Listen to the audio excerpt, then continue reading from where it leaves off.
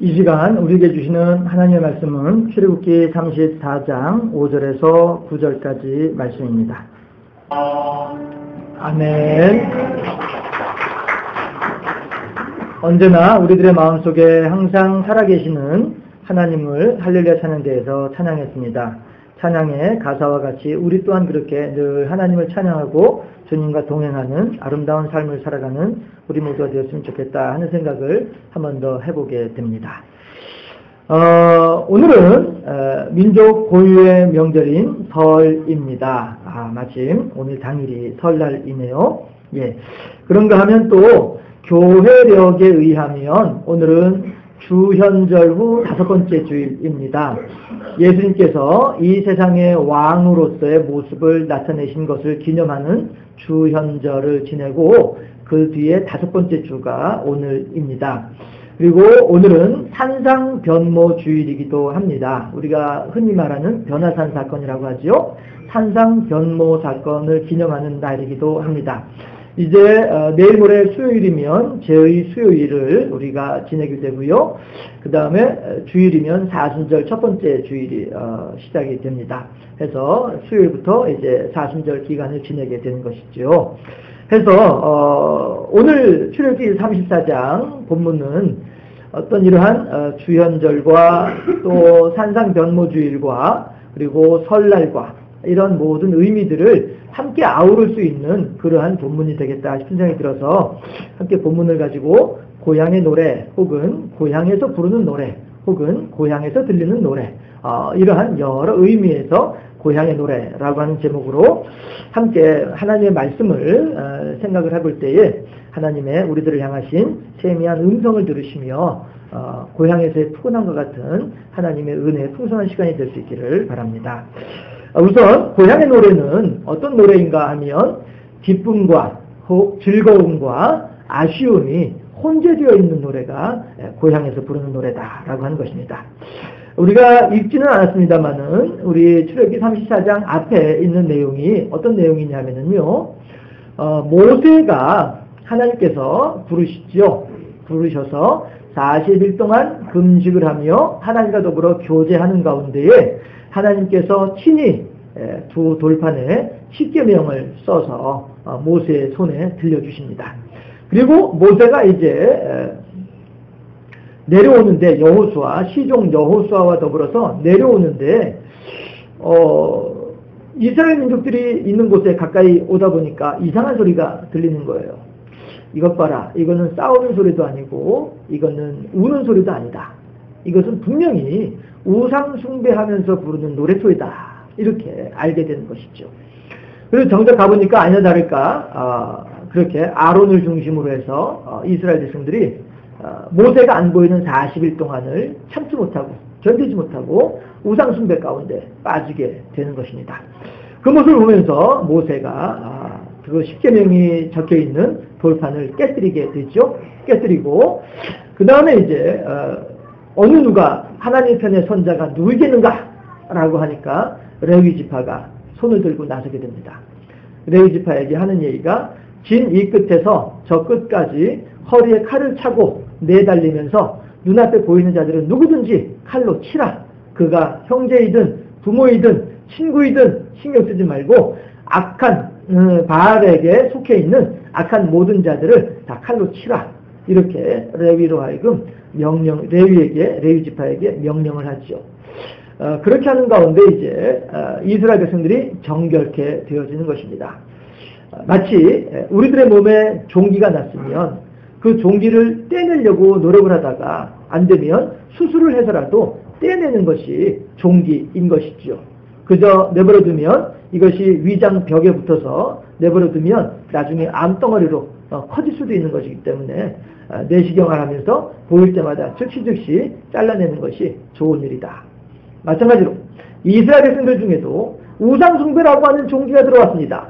이 종기를 어찌합니까? 내버려둡니까? 정에 이끌려서 형제니까 친구니까 정에 이끌려서 내버려두면 되겠습니까? 아니 되는 것입니다. 그렇게 하나님께서는 레위 지파의 헌신으로 말미암아 위로를 받으시고 다시 한 번 더 모세로 하여금 이번에는 모세더러 돌판을 깎아서 시내산으로 올라오너라 말씀하셨죠. 그렇게 올라와서 하나님으로부터 십계명을 받는 때에 그때 이 장면이 되는 것입니다. 그런데 오늘 본문의 말씀이 이제 그러한 이제 배경을 가지고 있는데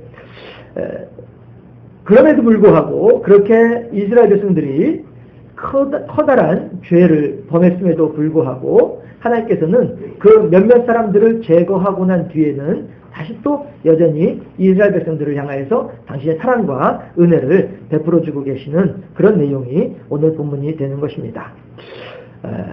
그런가 하면 우리들의 어린 시절로 한번 돌아가 보면 어떠할까 싶습니다. 이스라엘 백성들의 죄악된 모습은 죄악된 모습으로 내버려 두고 우리들의 어린 시절을 한번 생각을 해보게 되면 어떠할까요? 자그마한 일에도 크게 기뻐하고 즐거워하던 그런 유쾌함이 있었고요. 또 자그마한 일에도 아주 열을 내고 화를 내고 어떤 집착하던 그러한 유치함도 가지고 있기도 합니다. 예를 들면 딱지 한 장 때문에 친구들과 싸우기도 하고 장기판에 말 하나 잘못 두는 것 때문에 친구들하고 멱살잡이를 하기도 하고 지금 생각해보면 별것 아니었지만 그때 그 시절에는 참으로 그것이 소중하고 중요한 의미를 가지고 있었더라. 그러한 것입니다. 우리는 이렇게 하나님 앞에서 소박한 감사의 내용들이 있었던 반면에 또한 별것 아닌 일에도 불구하고 하나님을 향하여서 불평하고 원망하던 유치함의 모습도 같이 가지고 있는 것이 우리들의 모습이더라 하는 것입니다. 그렇지만 이제는 다들 어엿한 어른이 되어 있습니다. 그리고 이제 그 어른이 되어서 부르는 이 고향의 노래 속에서는 어린 시절에 대한 추억과 또한 그런 어린 시절의 그 친구들을 그리워하는 그러한 마음들이 들어있더라 하는 것입니다.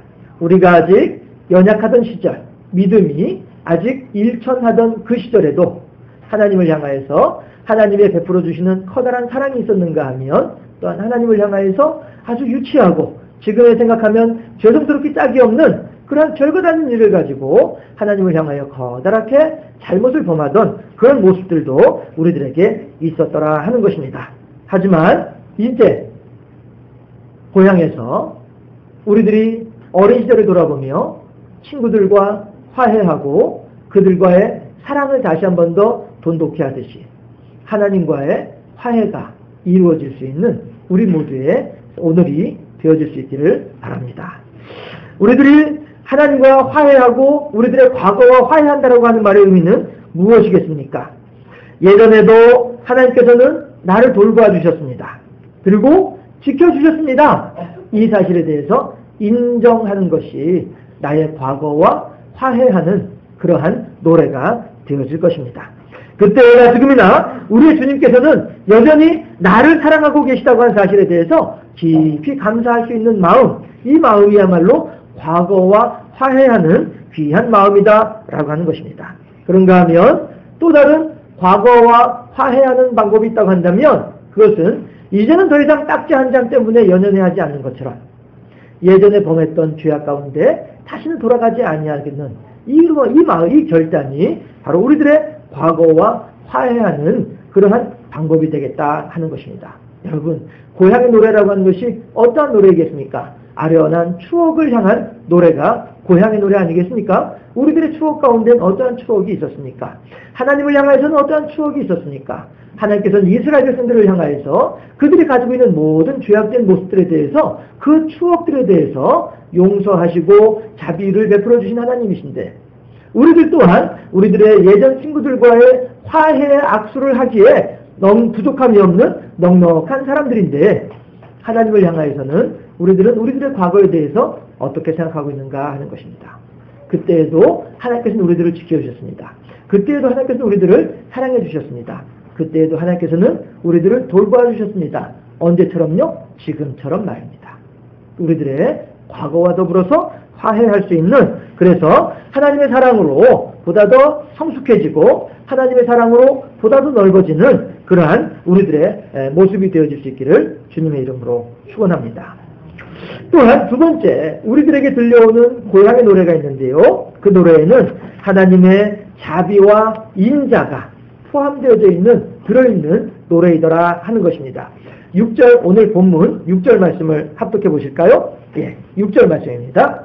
여호와께서 그의 앞으로 지나시며 선포하시되 여호와라 여호와라 자비롭고 은혜롭고 노하기를 더디하고 인자와 진실이 많은 하나님이라. 아멘. 그렇습니다.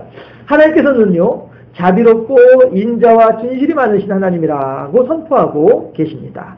우리들에게 그렇게 자비와 인자를 베풀어 주겠노라고 약속하고 계시는 것입니다. 이사야 1장 9절 말씀이 있습니다. 제가 공독해 올리도록 하겠습니다. 만군의 여호와께서 우리를 위하여 생존자를 조금 남겨두지 아니하셨다면 우리가 소돔 같고 고모라 같았으리로다. 아멘. 이 말씀이 뭐겠습니까? 우리들이 지은 죄는 엄청남에도 불구하고 하나님께서는 우리들을 소돔과 고모라처럼 완전히 멸망시키지는 아니하시고 그래도 몇몇 사람들을 남겨두셨나이다. 하나님의 자비와 인자로 우리들을 긍휼히 여겨주셨나이다. 우리 민족을 명맥을 유지할 수 있도록 만큼은 은혜를 베풀어 주셨나이다. 이러한 말이 되어지는 것입니다. 예, 이러한 하나님의 자비와 인자의 마음은 비단 오늘 본문이나 이사야에서뿐 아니라 성경의 곳곳에서도 찾아볼 수가 있죠. 에덴 동산을 생각하면요, 선악을 알게 한 나무 열매를 먹은 뒤에 아담과 하와는 완전히 죽음에 이를 것으로 생각하고 있었습니다. 그러나 하나님께서는 아담과 하와를 죽음에 이르게 하시는 것이 아니라 도리어 짐승을 잡아서 짐승을 죽게 하고 짐승의 가죽옷을 지어서 아담과 하와에게 입혀주심으로써 내가 너의 생명을 이 짐승의 생명으로 대신하노라. 짐승이 너 대신에 죽었으며 너는 짐승 대신에 짐승 덕분에 살아났노라. 이렇게 말씀해 주신 분이 하나님이시다는 겁니다. 사람이 지은 죄로 말미암았다고 한다면 사람이 죽어야 마땅할 터인데 어찌하여 짐승이 죽고 사람은 살아납니까? 하나님의 사람을 향하신 사랑하심이, 하나님의 사람을 향하신 자비하심이 그만큼 크다고 하는 증거가 되어지는 것입니다.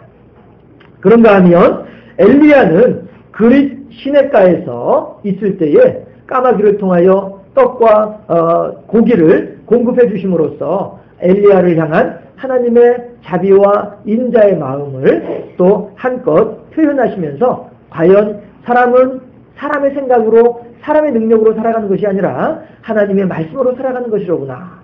다시 한 번 더 깨닫게 해주신 분이 하나님이시다 하는 것입니다. 그리고 또한 예수님께서 변화산을 향하여서 올라가실 때에 예수님께서는 베드로와 요한과 야고보라고 하는 세 사람만을 데리고 가셨다라고 하는 사실을 우리들은 기억해야만 할 것입니다. 산상 변모주일이라고 했죠. 변화산에 올라가시면서 어째서 예수님께서는 하필이면 이 세 사람만 데려가셨겠는가 하는 거죠. 12명의 제자들이 있었는데 말입니다. 어째서 이 세 사람만 데리고 갔을까 하는 것입니다. 다시 열왕기상 19장 엘리야에게로 돌아오게 되면은요, 엘리야가 이번에는 바알과 아세라를 섬기는 850명의 선지자들을 다 죽이고서 왕비 이세벨로부터 내가 반드시 너를 사형시키겠노라, 이세벨의 추적을 받게 됩니다. 그럴 때 엘리야가 로뎀 나뭇가래 아래 숨어서 누워서 주여 이제 조카오니 이제 저의 생명을 거두어가 주시옵소서. 할 만큼 했지 않습니까? 이제 그만 좀 저 좀 데려가세요.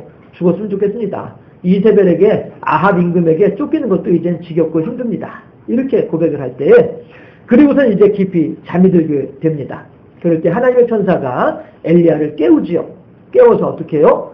떡과 핀수치에 있는 떡을 엘리야에게 먹게 하십니다. 그리고 물 한 병도 함께 주면서 하시는 말씀이 뭐라고 하냐면 열왕기상 19장 7절 말씀인데요.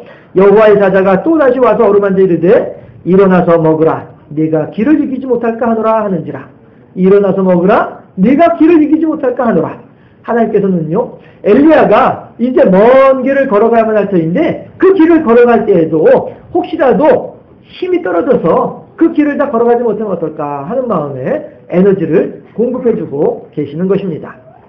엘리야에게 에너지를 공급하신 하나님께서는요, 또한 오늘 변화산상에서 새 제자들에게도 마찬가지로 에너지를 공급하고 계십니다. 어떤 에너지입니까? 앞으로 예수님께서 어떻게 순환을 당하고 예수님께서 어떻게 부활하시고 어떻게 승천하실 것인지, 예수님께서 떠나고 나신 뒤에는 예루살렘 교회가 어떠한 핍박을 당하게 될 것인지에 대해서 다 알고 계시는 한 예수님이시다 하는 것이죠. 그러기 때문에 이 예루살렘 교회를 위해서 큰 일을 감당해야만 할 세 사람, 이 세 사람에게 변화산에서의 사건을 보여주시면서 새로운 힘을, 그래 맞아, 그때 나는 분명히 예수님을 보았고, 그때 우리들은 분명히 모세를 보았고 엘리야를 보았어. 분명히 예수님은 하나님의 아들이신 것이 분명하고, 어째서 예수님께서 우리 세 사람에게만 그 모습을 보여주셨을까? 이유가 무엇일까? 아하, 그래, 우리로 하여금 더 많은 힘을 내고 다른 9명의 사도들보다도 그래도 한 걸음 더 뛰고, 다른 9명의 사도들보다도 그래도 1시간 더 기도할 수 있는 그런 하나님의 특별한 사람으로, 하나님의 특별한 종으로 삼으시기 위해서, 그래서 우리들을 변화산까지 데리고 올라가셨구나.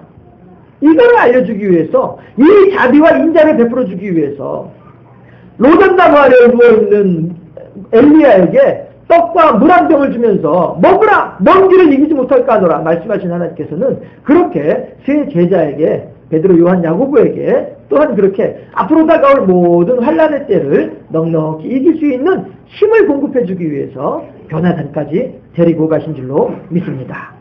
이제 우리도 또한 고향에서 부르는 우리들의 노래를 통하여서 오늘 우리 삶 가운데에 이러한 자비와 인자로 함께하고 계시는 하나님을 발견할 수 있기를 바랍니다. 그리고 그 하나님의 자비와 인자로 말미암아서 참으로 하나님 감사합니다, 하나님을 찬양하는 우리 모두의 신앙이 되어줄 수 있기를 바랍니다. 우리 주님께서는 오늘도 잠자는 엘리야를 향해서 깨우면서 하시는 말씀이 일어나 먹으라, 내가 먼 길을 이기지 못할까 하노라.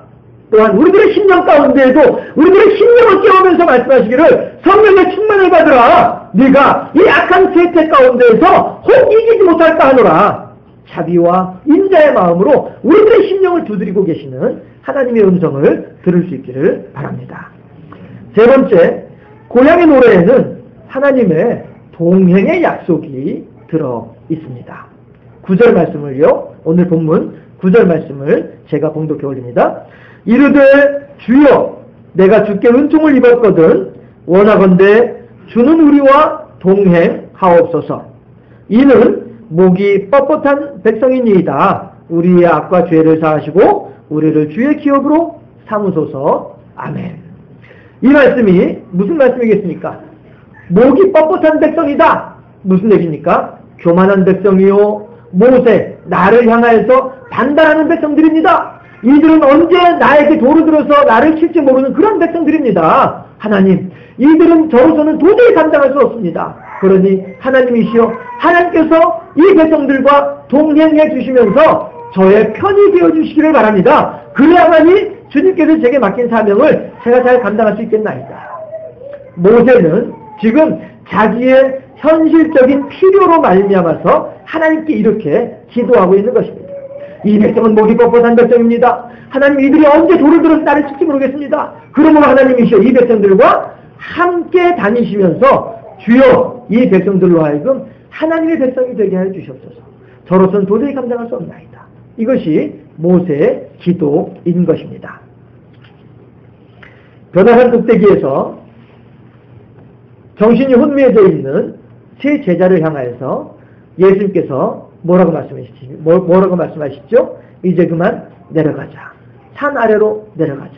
왜 내려가자고 하십니까? 지금 예수님께서는 비록 변화산 꼭대기에 계시면서도 전지하시고 전능하시기 때문에 산 아래 제자들, 9명의 제자들이 어떤 일을 겪고 있는지 잘 알고 계시거든요. 무슨 일을 겪고 있습니까? 아버지가 귀신 들린 아들을 데리고 왔어요. 그리고서는 좀 예수님한테 우리 아들에게 붙어있는 귀신을 좀 쫓아내 주셨으면 하고 쫓아왔는데, 예수님은 제자 3명과 더불어 변화산에 올라가고 계시니까 제자들이 하는 말이, 그 선생님도 안 계시는데 우리들한테 맡겨보시오. 우리가 기도하면 귀신이 나갈 거요. 9명의 제자들이 그렇게 호기롭게 대들었지만 이 귀신을 이기지 못하고 있거든요.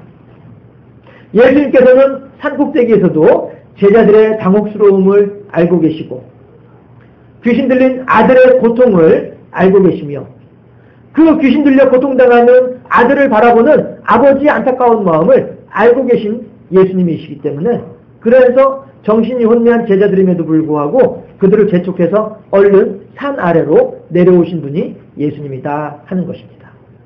위로 우리들은 알지 못하고 있지만 우리들과 동행하고 계시는 예수님의 모습을 여기서 발견할 수가 있죠.